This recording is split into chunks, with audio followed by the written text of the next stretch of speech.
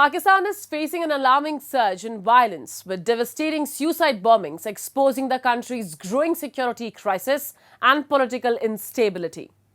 Recent attacks in Bannu and at the Islamic Seminary underscore the escalating threat, one that Pakistan itself has fostered through years of harboring militant groups and failing to address extremism effectively. The country's troubled political landscape, marked by weak governance and fractured leadership, has only compounded the issue. Take a look. Pakistan, once hopeful for peace, now finds itself at the mercy of escalating violence and a fractured political system. The latest in a series of attacks, 2 suicide bombings in Bannu district on March 4th, claimed the lives of at least 11 people, further deepening fears over the country's rapidly deteriorating security landscape. The explosion, which tore through a security installation in northwestern Pakistan, also left over 20 injured, many of whom were minors. The injured were quickly rushed to hospitals in Bannu, their futures uncertain. Local authorities suspect that the blast was triggered by vehicles laden with explosives, underscoring the escalating threat posed by militant groups. Reports indicate that a faction linked to the Pakistani Taliban has claimed responsibility for the attack and said that dozens of Pakistani security personnel also died in the attack. With a growing number of attacks targeting police and military forces near the Afghan border, Pakistan faces an unrelenting wave of violence that raises alarming questions about the future. यहाँ पे till 9 हमें 5 dead bodies मिली हैं और साथ जो है ना 12 injured आए हुए हैं. इंजर्ड माइनर हैं, उनमें जो है ना जान का खतरा नहीं है, पर मजीद जख्मी आ रहे हैं. This attack comes just days after a suicide bomber targeted an Islamic seminary in northwestern Pakistan, killing several worshippers and sending shockwaves across the nation.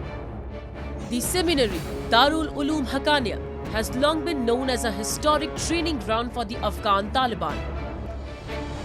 Among those killed in the attack was Maulana Hamid ul Haq, the head of the religious school and the son of Maulana Sami ul Haq, considered the father of the Taliban. Despite the widespread outrage, no group has claimed responsibility for the attack. مولانا امین الحق سے اپنی نماز ادا کی, اس کے بعد تسلی سے معمول کے مطابق نماز کے بعد دعا کی, اور جس طرح دعا ہو گئی مطلب تو مولانا صاحب جماعت سے نکل رہے تھے. تو یہ جو جس نے یہ جو خودکش تھا اس ٹائم تو اندازہ نہیں لگتا کہ مطلب یہ خودکش ہے یا کون ہے.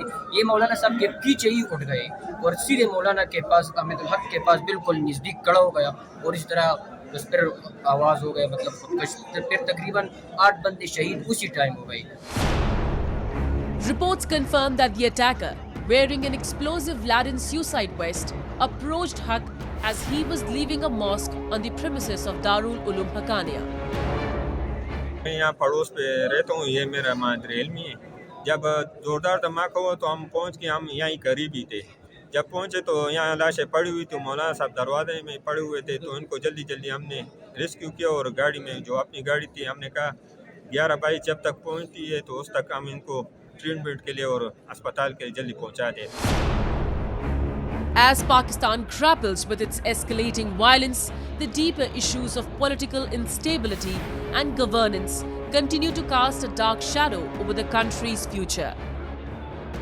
These bombings in both Bannu and the seminary underscore a troubling trend in Pakistan's security situation. In the past year, the country has witnessed a dramatic surge in attacks, particularly in regions closer to the Afghan border. This uptick in violence is fueled by rising extremist ideologies and a lack of effective governance. As political leaders fail to deliver on promises of security and stability, Pakistan's future appears more uncertain than ever.